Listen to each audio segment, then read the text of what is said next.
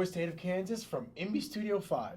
I'm Brock Jameson. And I'm Mason Stahl. And we would like to welcome you to Kansas Boys State News. We want to start off tonight with a question. What is the First Amendment?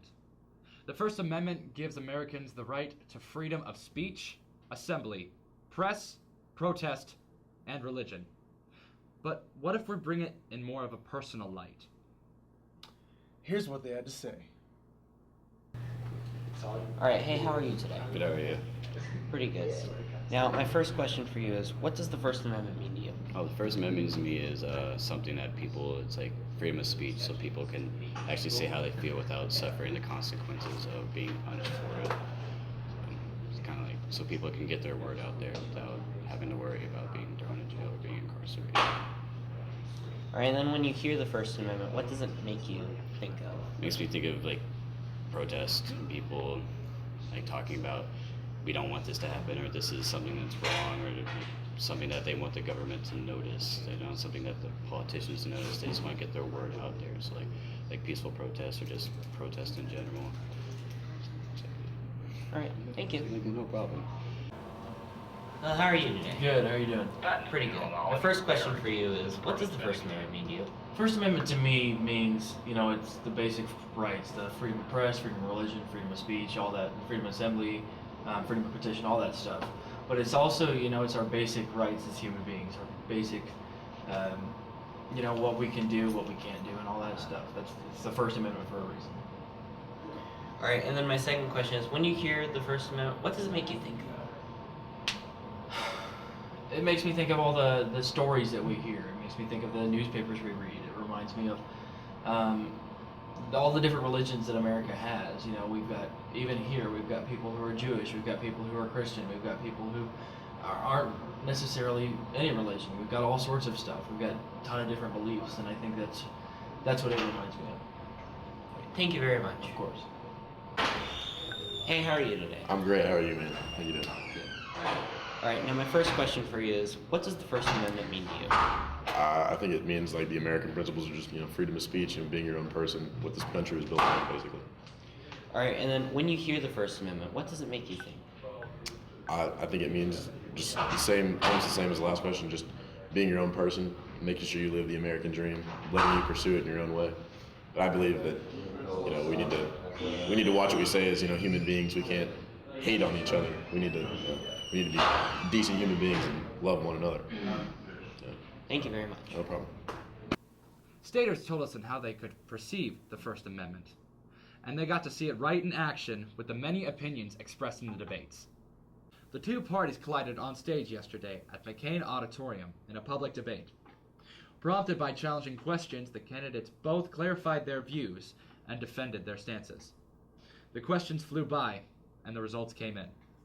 Here are the winners of the 2015 Kansas Boys State general election. The Federalists swept the entire election. Broom status. Now it's time for our fun fact of the day.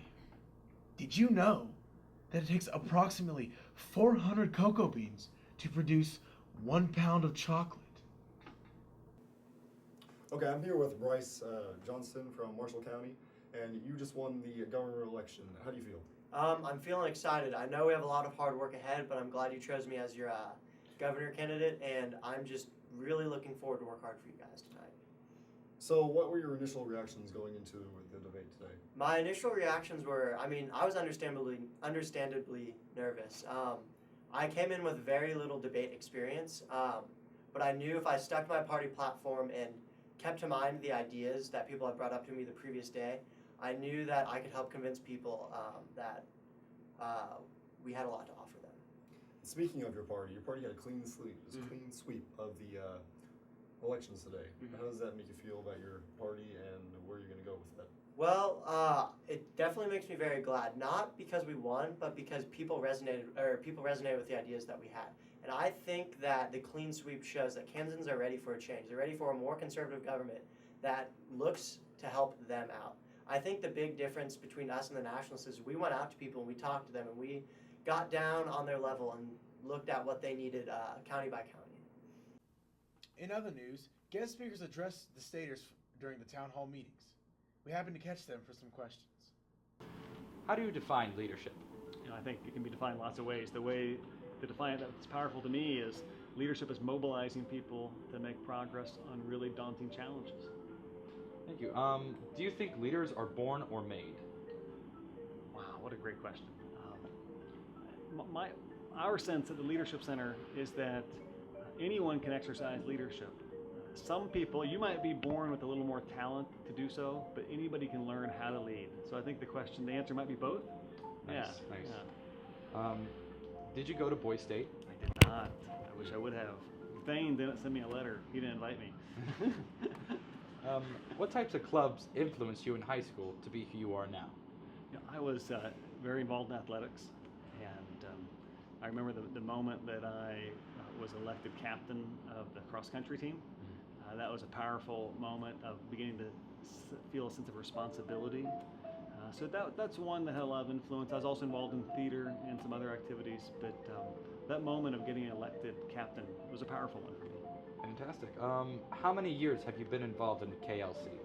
Almost 9 years now. I started from scratch almost 9 years ago and have built an amazing, wonderful team of people that help make me look a lot better than I really am. Fantastic. Last question. Who are some of your leaders you looked up to when you were a teenager? I talked about my aunt in there. Who really just lived a wonderful life of service and was so influential in my life. I loved history, so it's hard when you're a teenage guy, it's hard not to think of a guy like Abraham Lincoln and get inspired, or Martin Luther King Jr. and get inspired. So I'd say all the typical heroes people think about. Sports mean a lot to me, and there are some sports heroes that kind of get into the mix there. Joe DiMaggio and the idea of hitting 56 games in a row, still the major league record. I don't call that leadership necessarily, but it takes some character to be that focused for that long. So, when were you appointed honorable judge? Well, I became a judge on the district court in 1982. Do you have any regrets regarding any trials? No regrets. You ever involved in Kansas Boys State as a teenager? No, I wasn't. And do you have any advice for anyone going into law? Well, don't go into law unless you really see it as a way of serving your community, and don't view it as just a way of making money. Understood. And who, in your opinion, is the most influential president? George Washington. Abraham Lincoln running a close second. How come George Washington? Well, as a non-president, he was the indispensable man. If not for George Washington, there probably would not have been a United States. Now, of course, Abraham Lincoln held the country together, probably, but he had a huge army and a huge navy. Oh, yeah. George Washington didn't have a whole lot to work with. Luckily, the French came in to help us out.